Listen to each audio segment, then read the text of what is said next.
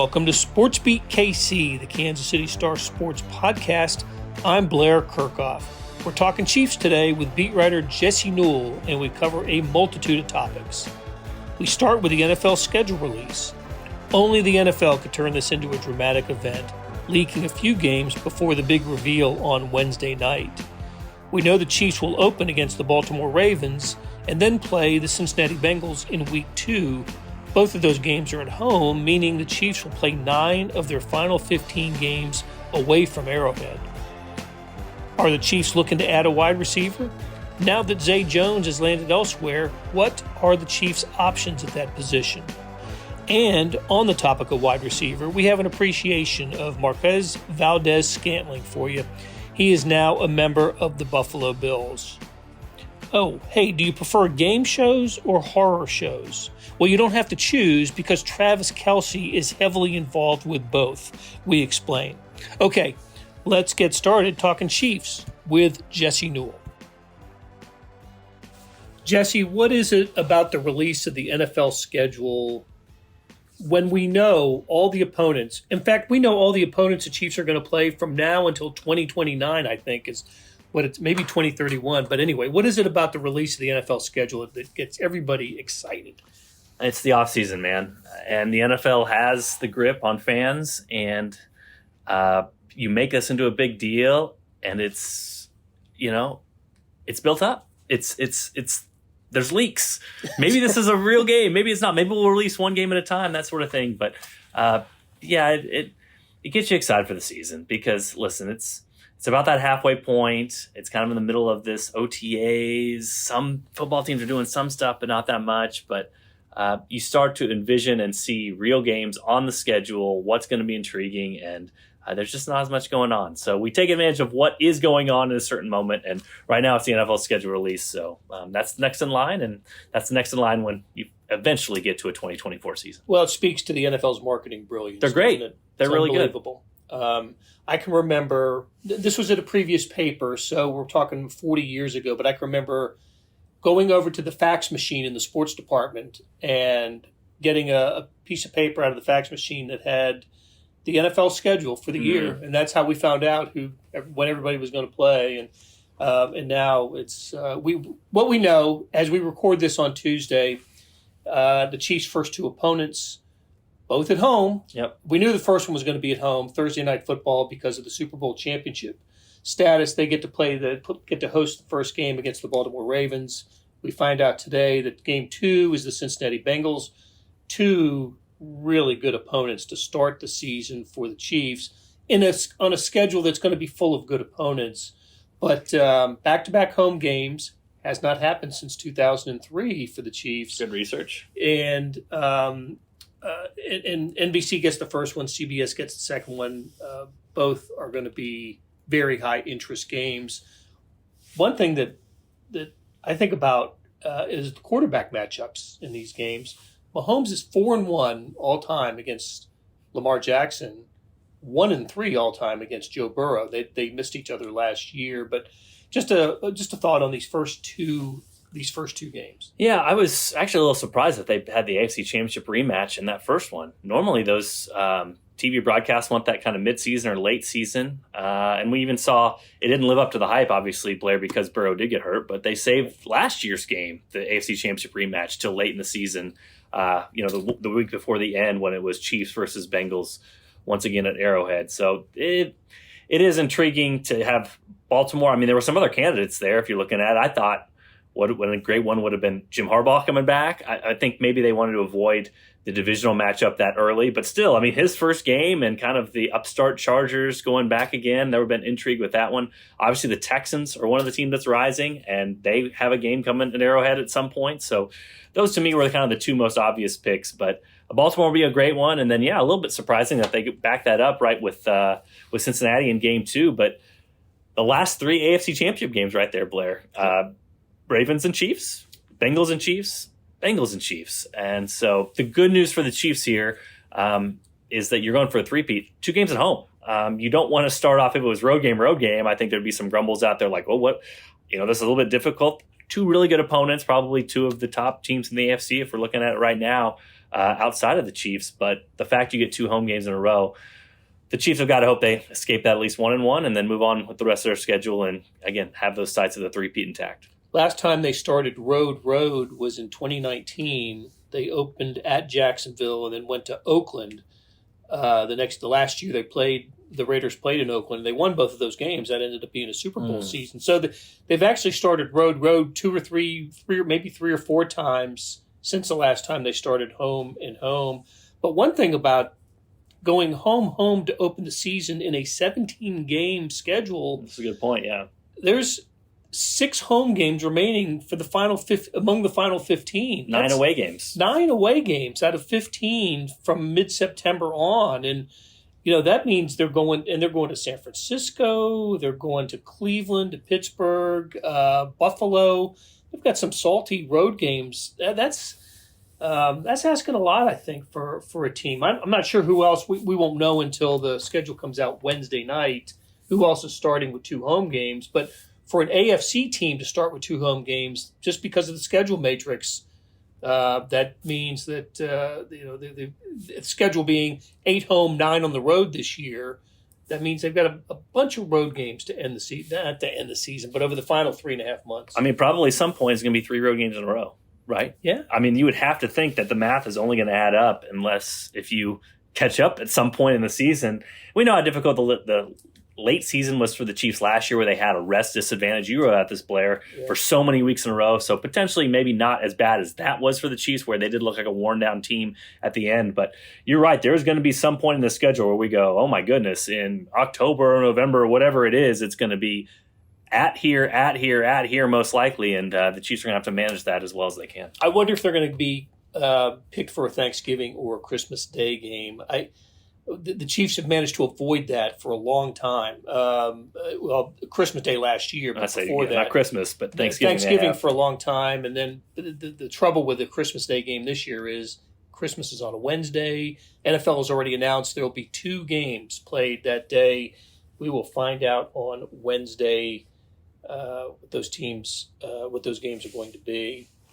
All right. The other kind of piece of recent news I want to talk to you about was Zay Jones, who visited the Chiefs and will not be a Kansas City Chief. The wide receiver signed with the Arizona Cardinals. I don't know what happened there. Just obviously, the team and player could not work it out. But where does this leave the Chiefs at wide receiver? Do we still think they're in the market for a free agent wideout? If so, who's out there? I've got one guy in mind who's somewhat familiar with the Chiefs fans. In fact, I believe he scored the most recent touchdown for the Chiefs. How do you size up what's going on with free agent wide receivers? Yeah, that's the one I'm going to bring up here eventually. But I don't think it's a coincidence that – so let's rewind back. Right after the draft, Brett Veach, the general manager for the Chiefs, has a press conference. And the question I asked him there was, now that you have your draft picks, your undrafted free agents, what needs, if any, do you need to fill through free agency, or do you feel like you need to? His answer was pretty interesting. He basically said, I think the team needs to get through camp and evaluate and see what the young guys can do, but basically no pressing needs to go out and sign a guy afterwards, as we've seen some other teams do. So I thought that was fascinating. Then you fast forward a little bit, and Rashee Rice has this new investigation into him in a Dallas nightclub. Again, no charges have come about from that since then. But again, at least gets the antenna of the NFL up.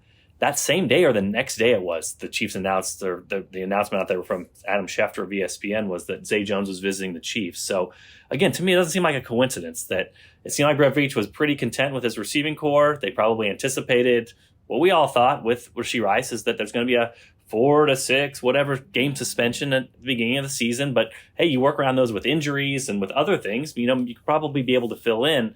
The minute this thing maybe became a little bit more serious for Rashee, the Chiefs brought in a receiver to campus and done something that they really hadn't done or previously done throughout the course of the offseason. So I do think that's the one position you're looking at for the Chiefs, and I think you hit on the head the one that makes the most sense if it's going to happen, and that's McCole Hardman.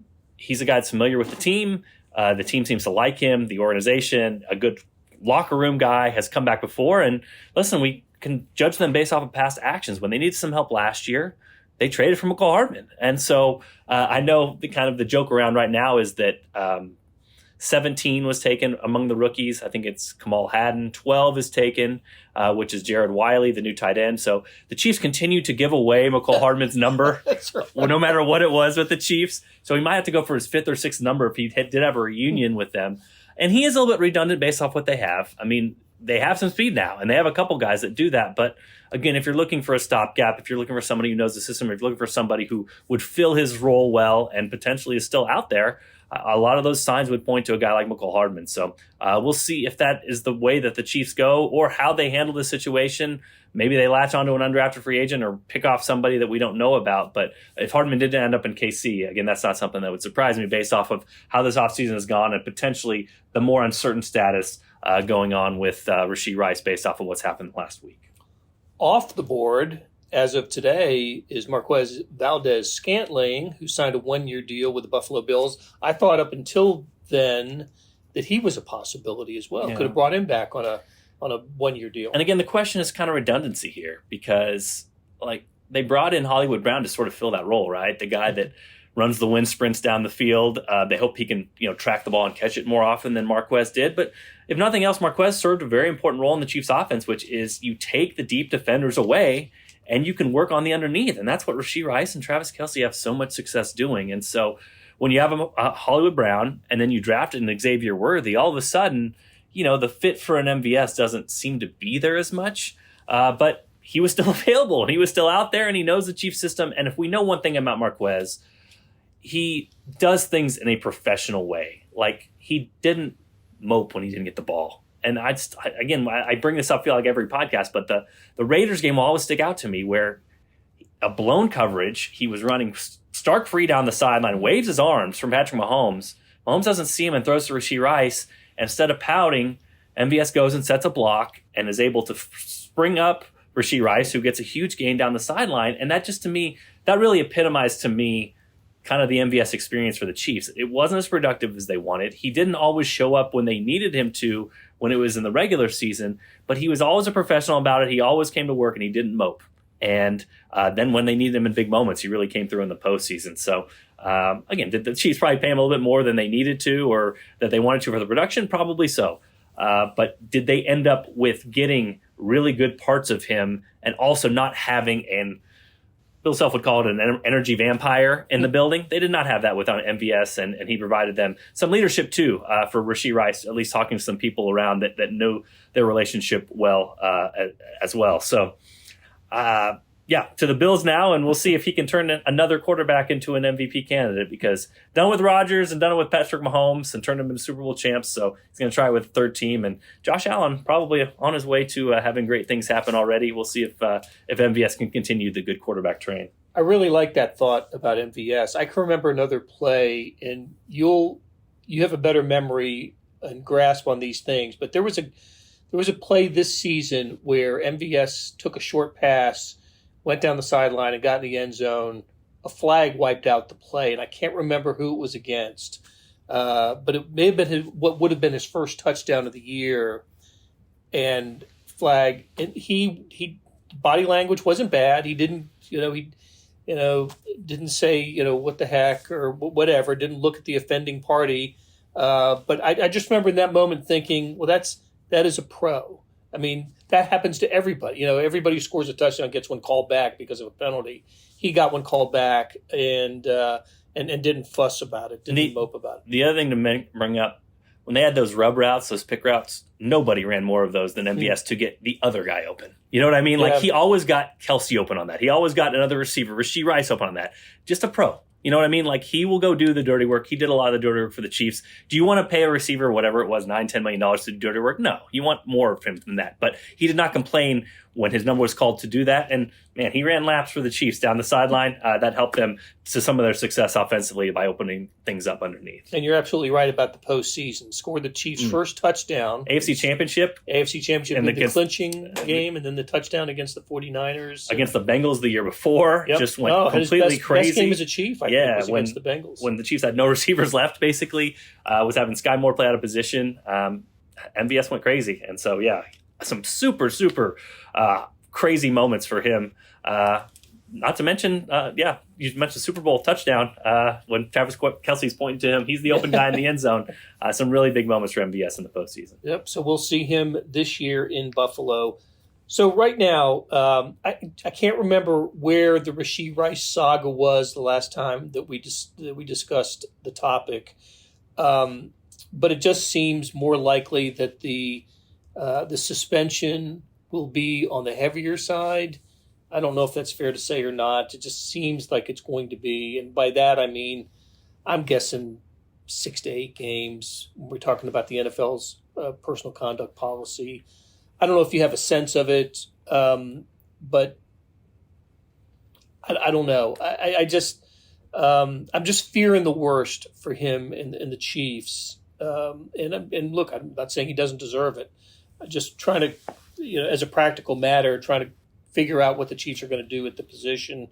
Hollywood Brown, Xavier Worthy, Justin Watson, Sky Moore, Kadarius Toney, I think are the 5 wide receivers. Yes, we can kind of agree on. There's Justin Ross. Cornell Powell is still under contract. I don't know. I'm not sure who I'm missing here.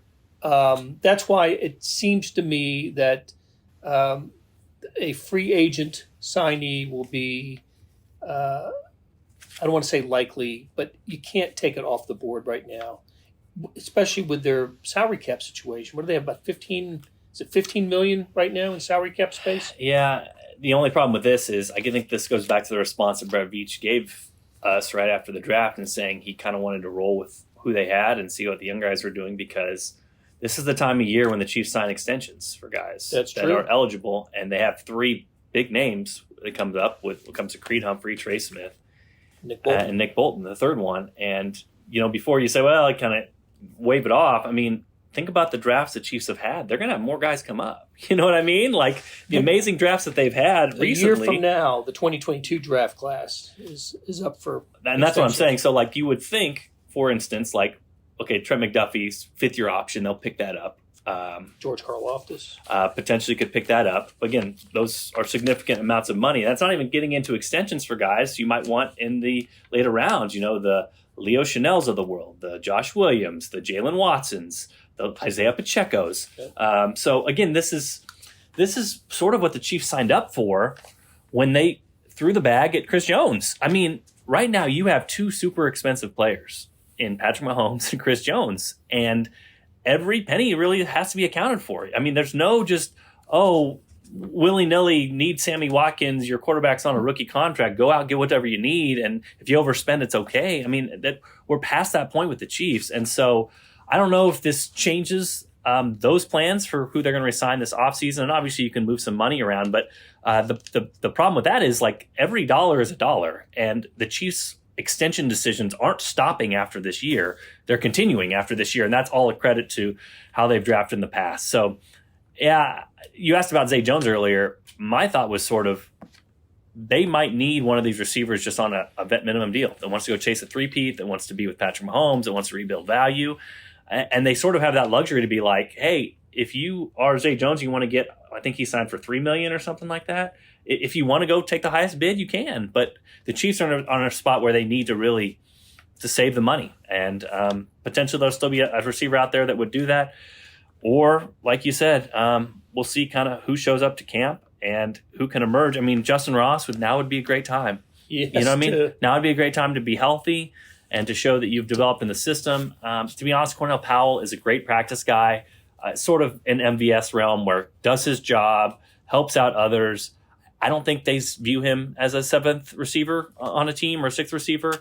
A guy like Jaron Hayek, who he impressed in rookie minicamp. He got signed to the roster. So potentially you look at a guy like that from Villanova. Can he come in and really open eyes and be there right away? Nico Remigio last year had the season-ending injury. Nico Remigio. He was a fan favorite, so maybe he can emerge. I think the big question you have, though, Blair, is you remember last year at training camp, Kadarius Toney had that injury right at the beginning, and all of a sudden, first day of contact, and all of a sudden you're looking at this going, oh, they're a little thinner than you think.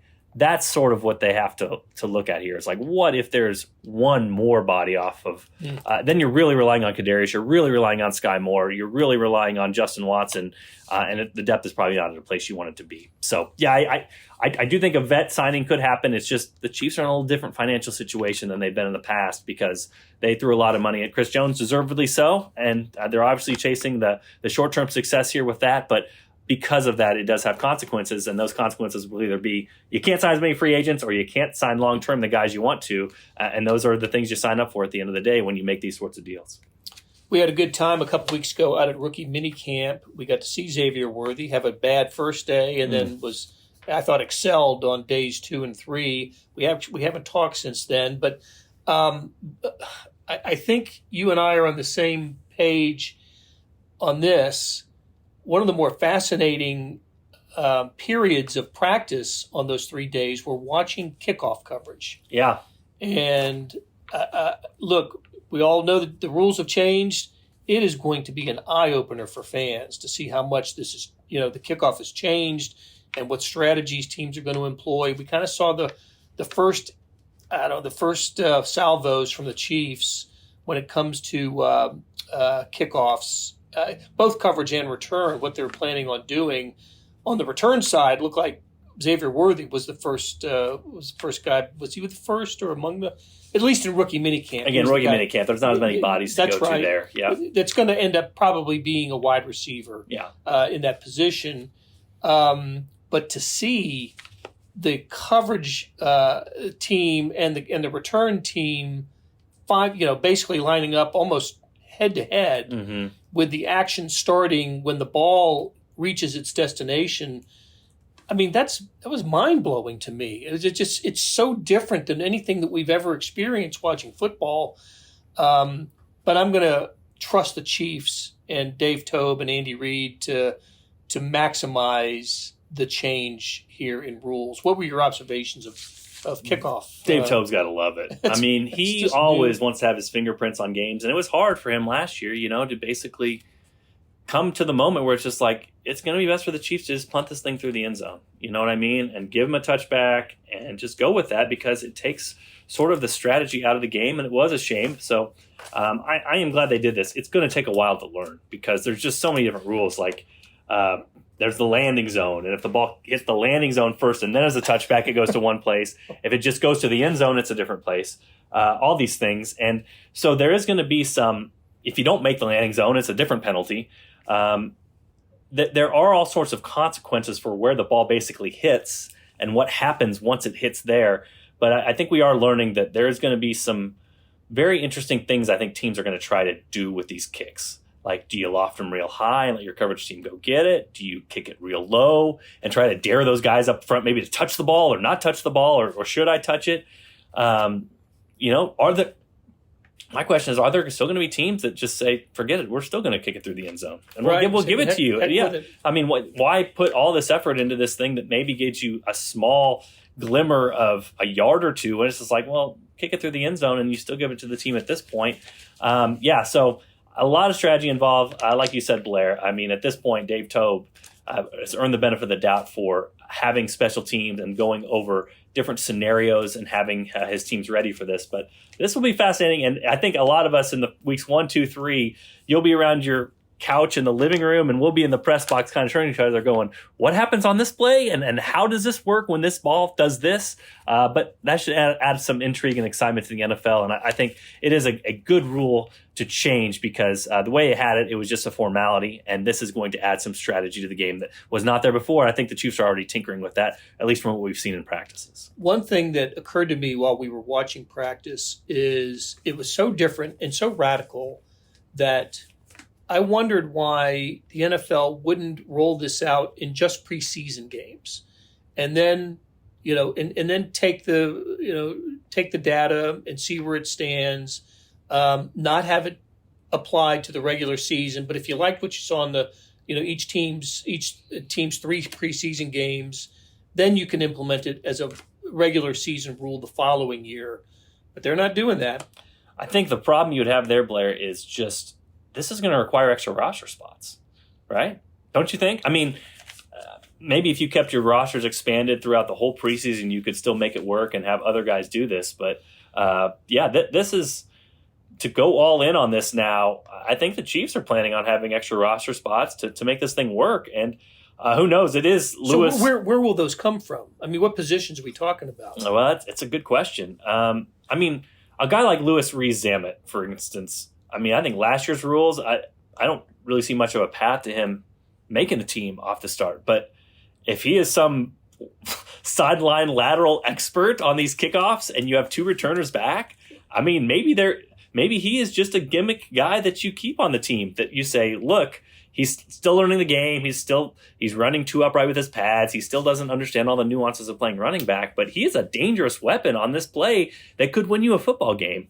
So I'm kind of more thinking with that. I think return specialists in general, a guy like a Phillip Brooks, who we saw in rookie minicamp.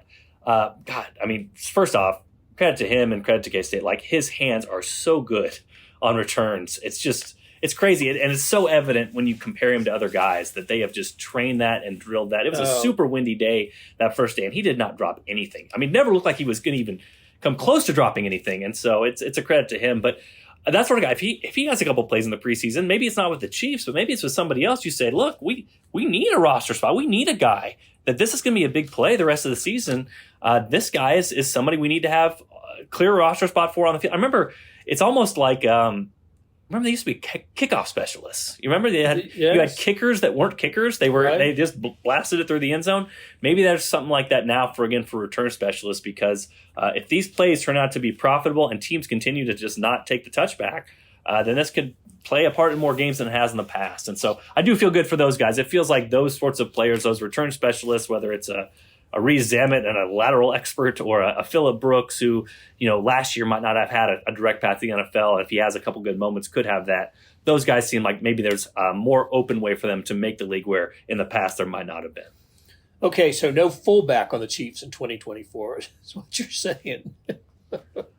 Well, be tough to find a spot for a fullback, but I'm still thinking fourth tight end for this team. Yeah, I mean, the other thing is, like, they brought this Carson Steele, the undrafted rookie from UCLA. I mean, if that guy makes the roster, he's a fullback. They're gonna have to bring it back. You know what I mean? They're gonna have to bring, what's the Timberlake song? They're bringing Sexy back. They're gonna bring the old sexy fullback back if he's there. So I don't think they will, but you're right. I mean, this does sort of make roster numbers, and maybe that answers more questions with the Chiefs and receivers too. I don't know. I mean, right now, Blair, as it stands, I'm thinking they're taking 4 tight ends, right? I think so too, yeah. So maybe there's a way to go with fewer receivers. They've done certain games in the past. They've gone with 5 receivers in a particular game. You want the depth, obviously, even on your practice squad, to be able to fill in if something goes wrong. But I don't know. All questions for them to answer here in the future, and we'll obviously see through the preseason how this thing all shakes out.